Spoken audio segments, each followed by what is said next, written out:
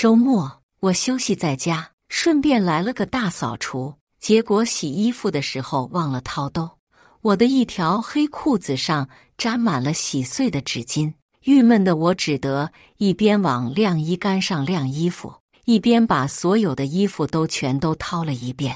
此时我在老公王永康春天出差穿过的一条运动裤里掏出来碎纸巾渣。大家好，开始今天的分享之前，希望你能给人间烟火点个订阅，我将会分享更多优质的内容。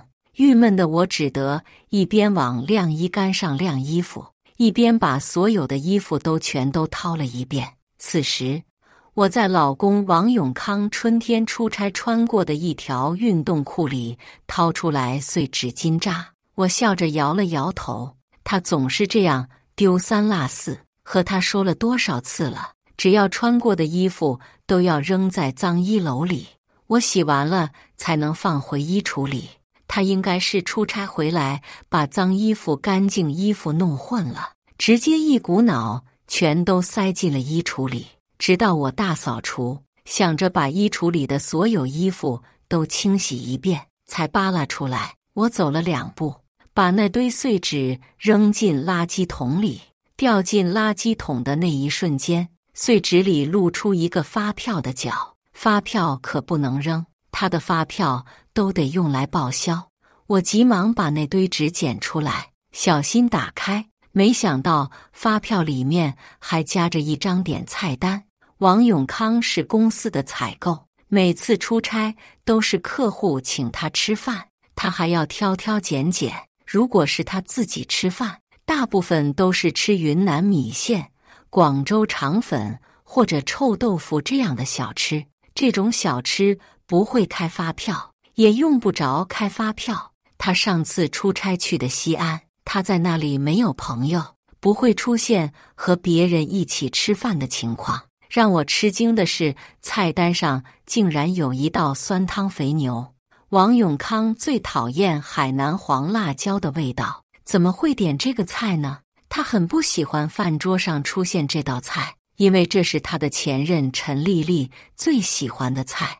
我坐在沙发上仔细回忆他那次出差的情况。那次他出差的时间比较久，回来就眉飞色舞，非常开心，甚至还给我戴了一条黄金手链。我以为他谈了什么大单子，但是他就告诉我不过是例行拜访。现在想起来，好像除了这2点，别的都很正常，所以当时我没有任何怀疑，还特意让他帮我戴上了那条手链。我摸着手上的链子，愈发压抑不住心中对他的怀疑。6点，老公按时按点下班到家，我把小票扔给他：“你去西安时和谁一起吃饭了？居然还点了酸汤肥牛。”杨文超正好也去西安出差，我们一起吃了个饭。说着，他还把2人的聊天记录给我看。杨文超微信里写着：“我正好也在西安出差，我们一起吃个饭，不要小题大做哟。”他抱抱我，转身去了厨房。我也觉得自己神经太敏感了，怎么会因为一道菜就怀疑老公和前任联系？我和王永康是在我们俩同学的婚礼上认识的，他是男方的同学，我是女方的同学。我们当地有闹新娘的婚俗，还以为闹洞房不过是让新娘、新郎啃苹果，傻呵呵地跟在后面想要看，却被王永康拽到屋外。女孩不能看闹洞房，这时我才知道他们闹洞房得逼着新郎脱衣服。吃饭的时候，我们自然而然坐在一起聊天，后才发现2家住的就隔一条街。从那之后，王永康经常喊我一起出去吃饭、逛街，我们在一起也就水到渠成了。结婚后，我们感情一直不错。我爱看书，王永康还特意在新房里给我加了一间书房。如果说美中不足的，那就是我们一直都没有孩子。我很喜欢宝宝，还特意去查过自己有没有问题。医生的结论是我很正常，可以让男方查一下。但是做医生的婆婆却说，早就给王永康做过所有检查，没问题。好在王永康对此并不介意，还安慰我说，反正我们年轻，只是暂时和孩子没缘分，也许过2年就有了。婆婆也很开明，从来没有催我生，更没有找一堆稀奇古怪的药让我吃。我从心底里感觉自己很幸福。你今天没做饭？去厨房转了一圈，王永康出来问我，我这才想起自己沉浸在胡思乱想之中，竟然忘了做饭。我忙忘了，没事，那咱们出去吃。你上次不就说想出去吃烧烤了？咱们就烧烤啤酒走起来。他还是很包容。这顿饭我觉得吃得并不开心，我脑子里一直在想，杨文超是他大学室友，难道不知道他不喜欢吃酸汤肥牛？王永康也同意他点这道菜，想来想去没有结果，我索性不再想，反而劝老公，咱不是要孩子吗？你还是别喝酒了。他立刻把端起来的杯子放下，敲了敲自己的脑袋，你看我这个记性，不喝了，不喝了，都听老婆的。自从准备备孕，我每个月都要去医院测卵泡状态，力求怀上孩子。让我没想到的是，这一次去医院，我得到了一个好消息，你怀孕了，都快1个月了。听了医生的话，我高兴得差点跳起来。一走出医生办公室，我立刻给王永康电话，我有个好消息，你猜猜是什么？你买彩票中奖了。王永康的声音带着笑意。不对，我继续卖关子，比那个还好。有什么事想的比中奖还好？我实在是猜不到了，你告诉我吧。王永康笑着问我，我怀孕了，快1个月了，你要当爸爸了。我把手里的 B 超单子看了又看，你怀孕了？真的假的？王永康似乎不是惊喜，而是惊吓。我有些生气，当然是真的。这孩子我们盼了多久了？我还能和你开玩笑吗？媳妇，你别生气，我这不是太激动了吗？你想吃什么？我回家给你做。王永康急忙找补。我想了想，你儿子想吃水煮肉片，不知为什么，我话里话外都想显摆自己已经怀孕的事实。行，我下班就去买肉，回去给你做水煮肉片。回到家我就看见婆婆提着大包小包站在我家门口。妈，你怎么来了？也不给我打个电话，就在这站着。我急忙拿出钥匙开门，把婆婆请进家里。刚才永康给我打电话说你怀孕了，这可是大喜事，我得赶快过来给你弄点好吃的。婆婆开心地拉着我的手坐在沙发上，你就好好休息，家务活我来帮你弄。看着婆婆在厨房忙来忙去的身影，我觉得自己非常幸福。晚餐婆婆做了我爱吃的糖醋里脊、水煮肉片和红烧土豆。你怀孕了，要不在家里休息一段时间？婆婆一脸担忧地看着我，我一下子被她逗笑了。我们公司的产假是从生财开始算的，再说我哪有那么娇气，刚怀孕就得在家休息。我在一家国企做行政岗，工作比较轻松，根本不需要提前在家休养。这孩子咱们盼了好久，还是仔细点好。我从没想过婆婆竟然会如此担忧孩子的情况。没事的妈，我身体这么好，肯定不会有事的。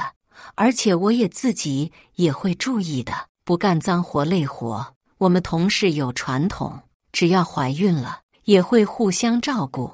我不想放弃工作，待在家里。婆婆还想说什么，却被王永康拦住了。你就听婉婉的，她自己的身体她自己清楚，如果以后有什么情况，再休息也不迟。婆婆再拗不过，我也点头答应了。行，不过以后我每天来做晚饭，你得增加营养。我拗不过她，便点头答应了。晚上睡觉时，我笑着对老公说：“你不觉得咱妈反应太强烈了？啥事儿没有呢，就想让我休息，还非要每天来做饭。她来照顾也好，省得我出差时还得担心你。”王永康显然和他妈妈站在一头，老公、婆婆都在意，总比无人问津好。之后，婆婆每天变着花样给我做饭，短短1个月，我就胖了好几斤。让我郁闷的是老公的状态。自从我怀孕，他出差的频率比之前高了许多。我忍不住抱怨：“你公司也太过分了吧！我都怀孕了，还天天让你出去。不是公司的问题，是我想趁着你怀孕，把手上的工作赶一赶，等你生的时候，我就能在家多陪陪你。”话虽这么说，但是王永康经常不在家，我还是很郁闷。你就不能把工作分出去点？我嗲的声音冲他撒娇。我的工作本身就比较忙，你再坚持坚持，忙完这段时间，等你生的时候，我一定要在家里陪你坐月子。我也知道他说的对，坐月子肯定需要人照顾。虽然我们请了月嫂，但是她在家的话，我肯定会更开心。反正婆婆每天来给我做饭，还定时陪我产检。王永康在不在家真的没那么重要。直到有一天，我看见他在家里整理出差时的报销资料，才发现他这1个月基本在西安周边出差。最近怎么都在西安？我不解。整个西北片区很少会一直在一个城市。最近在西安谈一个新的合作公司，去那边就勤了点。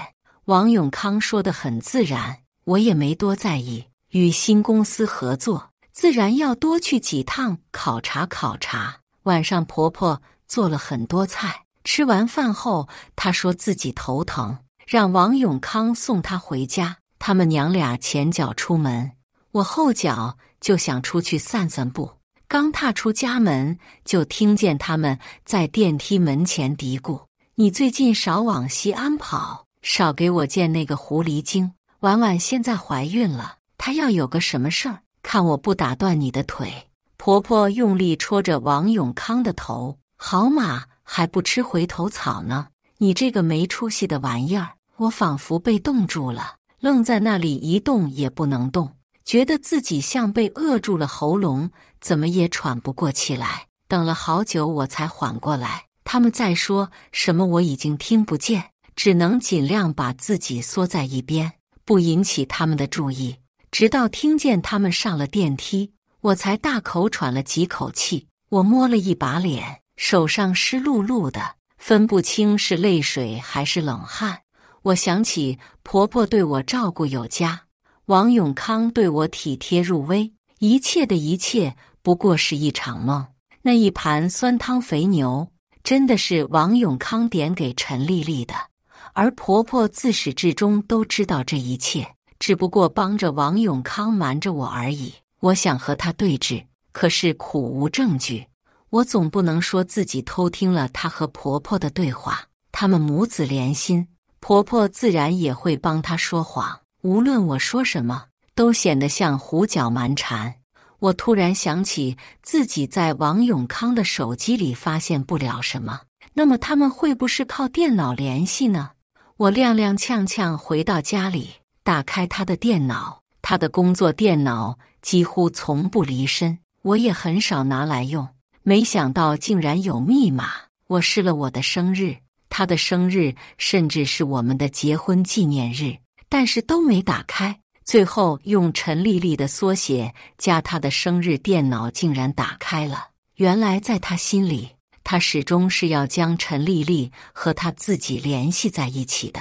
电脑密码这种日常使用的东西都要拿出来秀恩爱，可见当年他娶我得有多么的不甘心。陈丽丽是白月光和朱砂痣，我开头就是那滴蚊子血。打开 QQ， 我根本没费力就找到了陈丽丽的 QQ 号，因为她备注了宝宝。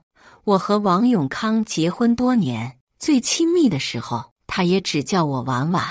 我偶尔抱怨他从不拿亲密的昵称来称呼我，他也只是说自己叫不出口。其实哪有叫不出口，只是不愿用那些称呼来叫我罢了。王永康甚至给他设了特别提醒，他对他真是明目张胆的偏爱，聊天记录更是暧昧无比。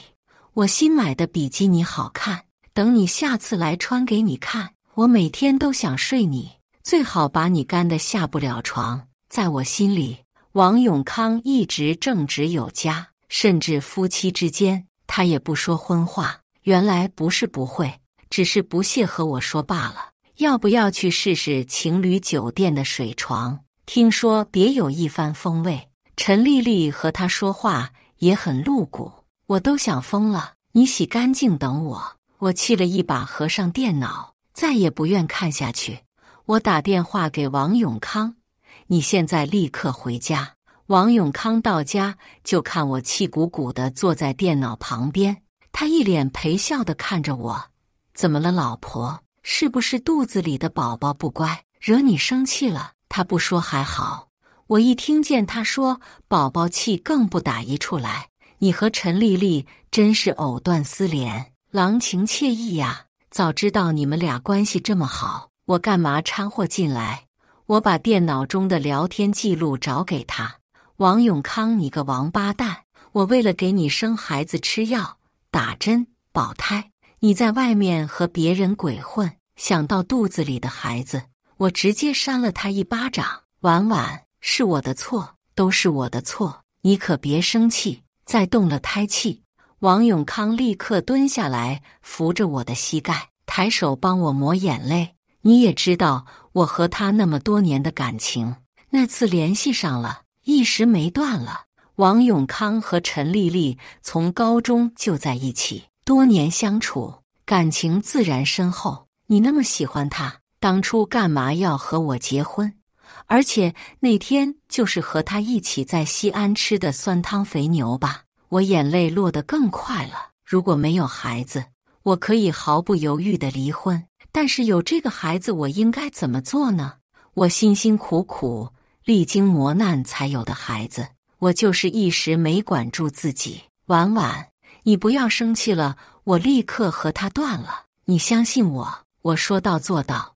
王永康也红了眼，一个进山，自己耳光，看在孩子的面上，你就原谅我吧。你们聊天就那么暧昧，我不敢想象你们在一起是什么样。我们还是离婚吧。这件事就像一根刺一样扎在我心里，我根本没有办法忘记，也没有办法原谅他。两个人中间有了隔阂，还不如不在一起。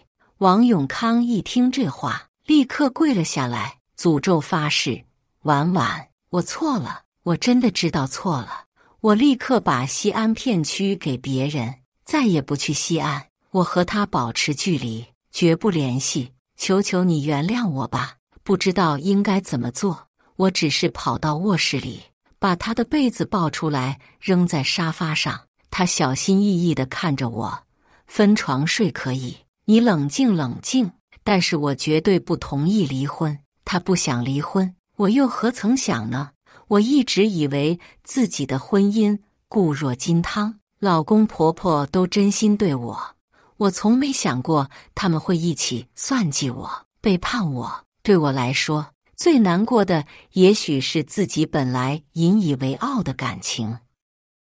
其实千疮百孔。第二天一早，我刚睁眼就发现王永康站在我的床前，两只眼睛通红。见我醒来，他立刻把电脑放在我面前。我已经把他的 QQ 删除了，把他的手机也拉黑了。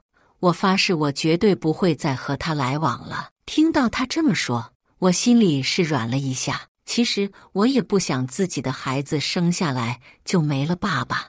你和他好了那么多年，现在又死灰复燃，即使你们断了，说不定哪天又连滚上床了。删除拉黑又有什么意义？我现在是当爸爸的人了，知道应该以家庭为主，我再也不会再和他联系了。你要相信我，你要是不放心，我们可以去公证家里的财产，全都归你肚子里的孩子。王永康多年从商，自然知道感情拿捏不了人，就要用金钱拿捏。其实我是有些心动的，不管怎么说，我也要保障孩子的生活，哪怕最后我们俩离婚了，孩子的生活也不应该受到影响。他见我不说话，就察觉了我态度的软化，他立刻给我找了身衣服，咱们现在就去公证，只要你愿意相信我，我什么都可以做。我要把家里的财产都放在我名下，其实放在我名下或者是孩子名下，对我来说都无所谓。我只是想看看他的态度，也许是没想到一向不计较的我竟然也会提出这种要求。王永康一时愣住了。就在这时，我家的门铃响了。王永康打开门，我就看着提着大包小包的婆婆。以前婆婆这样来，我都非常感激，但是这一次我心里却说不出的厌恶。她表面对我那么好，实际上却帮着王永康出轨，惺惺作态伪善的老太太。婆婆把东西放下，就一边抹眼泪，一边拉着我的手。永康都跟我说了，都是这混小子的错，我帮你教训他。婆婆说着，就拿起拖鞋朝王永康身上打去。宝宝应该挺用力，我看见王永康眉头紧皱，却也没敢动弹。他们母子这双簧唱得确实漂亮，如果不是电梯间的一幕，我肯定会相信婆婆一直在为我着想。妈，你别打他了，打他又有什么用呢？他的心根本不在我身上。我冷眼看着他们，婆婆走过来，拍着我肩膀，谁说他心里没你的？你一怀孕，他就立刻给我打电话，让我过来给你做好吃的。他是做的不对，但是一日夫妻百日恩，更何况你们还有个孩子。妈支持你生气打他骂他，但是妈不同意你们离婚，毕竟孩子是无辜的。我现在都被他伤透了，根本不想要这个孩子。话虽是这么说，但孩子毕竟是我的骨肉，真让我打掉，我也舍不得。但是婆婆的反应却很大，你可不能打掉孩子，那是我们王家的孩子。她不仅声音很大，攥着我的手把我的攥疼了。妈，我们这么多年没有孩子，我好不容易怀孕了，她都能在外面养小三，等孩子生下来，我还能有什么好日子过？她要是再敢胡来，我就打断她的腿。婉婉，孩子是无辜的，你一定要把他生下来呀！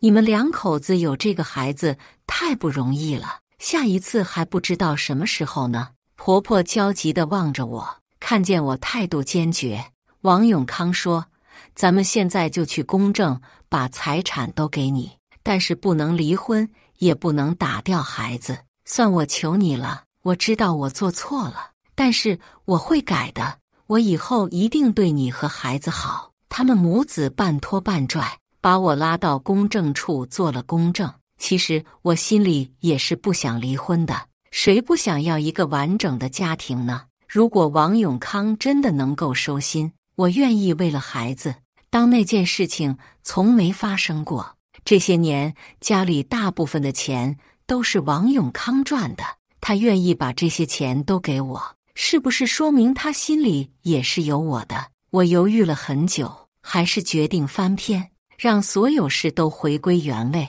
只是我心里边还没能原谅他，根本不想和他睡在一张床上。王永康也不强求我，只是在书房里搭了一个小的行军床，等你心情好点了，我再搬回卧室。他对我更加好了。我因为孕吐，口味奇怪，不管什么时间说想吃什么，他都会尽最大的努力帮我买到。偶尔我情绪不好，乱发脾气，他也用最大的耐心包容我。婆婆依旧变着花样做菜给我吃，把我养得白白胖胖。就当我觉得一切事情都过去时，我却迎来了更大的危机。产检时发现孩子的心脏发育竟然有问题，医生告诉我，孩子这个情况，我们还是建议终止妊娠的。但是你也要和家里人好好商量一下。我浑浑噩噩回到家里，把这个消息和婆婆分享。我本以为婆婆会支持我打掉孩子，但是她却说心脏有问题，完全可以做手术，不管怎么样，这个孩子都要生下来。我没想到婆婆竟然是这个态度。以前表嫂怀孕时，她都说过产检非常有必要，及时发现问题可以及时处理掉，优生优育才是最正确的选择。王永康和婆婆的态度一致，不管怎么说，都是我们的孩子，哪怕他真的有病，我们也可以给他找最好的医生治疗，我不会放弃他的。在他们的坚持下，我的态度也动摇了。毕竟是我的骨肉，我怎么舍得呢？为了让我生下这个孩子，婆婆甚至动用了自己所有的关系，带我去北京、上海检查，制定治疗方案。但是所有医生都建议最好放弃这个孩子，哪怕生下来，也有可能根本活不了几天。从北京、上海回来之后，婆婆和王永康商量了很久。最终他们还是决定把孩子生下来。孩子只要没生下来，我们就不能确定他的病，而且医学越来越发达，说不定以后就能治好呢。婆婆本来不信鬼神的，这段时间都在家里设了个香炉，没事就上香。我和他们的想法不一样，既然那么多专家都判定这个孩子活不了几天，我为什么要把他生下来受罪呢？我们还年轻，以后还能要孩子。我劝王永康，这段时间因为孩子事情的影响，我们俩的关系缓和了很多。王永康坚持摇摇头，我知道怀这个孩子，你受了多少罪，我不能让你再受罪了。那天晚上我睡得很早，夜里却做了噩梦，梦里一个可爱的小男孩总是恶狠狠地望着我说，你为什么不想要我？我就这样在夜里惊醒了，靠着床头坐了半天。我起来想上厕所，又怕吵着王永康睡觉，便摸来了他的手机照亮。自从怀孕以后，王永康怕辐射，早就把我床头的手机放在客厅充电了。也幸亏他这么细心，我才能知道他天大的秘密。打开手机，我看见一条微信，如果孩子真的有问题，我们还得养着吗？发现人很好认，因为头像和 QQ 是一样的。也许陈丽丽真的是急了，才会晚上给他发信息。但是王永康昨天睡得早，错过了这条信息。王永康的手机密码是我的生日。我打开手机，仔细读了他和陈丽丽的聊天记录。你又不是不知道我的情况，这也许就是我唯一的孩子了。王永康这话是什么意思？要不是你弱精症，我也不会和你分手。但是这孩子要是真有心脏病，多麻烦！有病的孩子也比没孩子强。等他生下孩子，我就和他离婚。要不是为了孩子，我哪能忍那么多？我妈说了，只要我有了孩子，就不会再管我们在一起的事情。王永康大都在哄陈丽丽接受这个孩子。看完聊天记录，我都不知道自己怎么把手机关上，放回王永康床头的。我突然回想起自己要嫁给王永康时，说要去做婚检，婆婆却说我们俩身体健康，一看就没什么问题。恐怕那时婆婆就已经知道王永康很难有自己的孩子。陈丽丽就是因为弱精症和他分手，他们自然不愿冒险再失去我这个傻子。他们母子俩张开了一张网，等着我跳进去。所以即使我怀不上孩子，他们也从未在意。我和王永康结婚以后，他一直和陈丽丽藕断丝连。陈丽丽离婚后，自然想再和王永康结婚。他们没想到，这时候我竟然怀孕了。这孩子自然成了王永康和婆婆的命根子，所以婆婆才特意每天都来照顾我的饮食起居，生怕我不小心弄掉了这个孩子。王永康竟然想着我把孩子生下来之后，他就和我离婚，再娶陈丽丽，我就像一个生孩子的工具，被他们利用来利用去了。怪不得这个孩子哪怕有病，他们也要生下来，因为王永康不可能再有一个孩子了。我没有丝毫犹豫，就去医院把孩子打掉了。也许就是天命吧，这孩子竟然也有问题，否则我真的狠不下心来。王永康这种恶毒的人本来就不该有孩子。打完孩子之后，我就把流产单子交给了婆婆。看着婆婆在屋里哭天抢地、撒泼打滚，王永康也指着我骂爹骂娘，我心里竟然有一种说不出来的畅快。幸好他们为了孩子，早就把家里所有的财产的公证给了我。即便如此，他们依然好打官司，想要把钱要回去。可是我有那么多的聊天和通话记录证明王永康出轨，再加上之前的公证，胜诉是必然的。最终家里的钱还是全都归了我。王永康和陈丽丽最后到底怎样，我也不想管。我走了，他们可以光明正大在一起了。走出法院的时候，婆婆指着我的脑袋怒骂：“你这个死女人，还我孙子！就你们这一家作恶多端，根本就不配有孩子。王永康和你都是报应。”我也没饶了他，骂了回去。王永康一辈子都不会再有孩子了。我去咨询过医生，那孩子就是个意外，而且因为父亲的质量不好才会有病，所以这都是报应。骂完他，我才算呼出了心里堵着的那口气。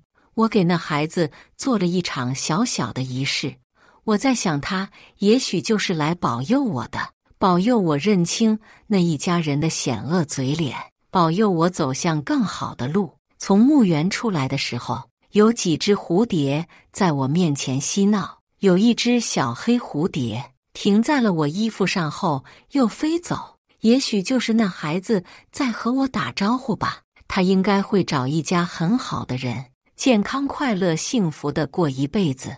以上就是今天分享的故事，大家有什么想说的、想吐槽的，欢迎在下方评论交流，也更希望能给人间烟火点个订阅，我将会分享更多优质的故事内容。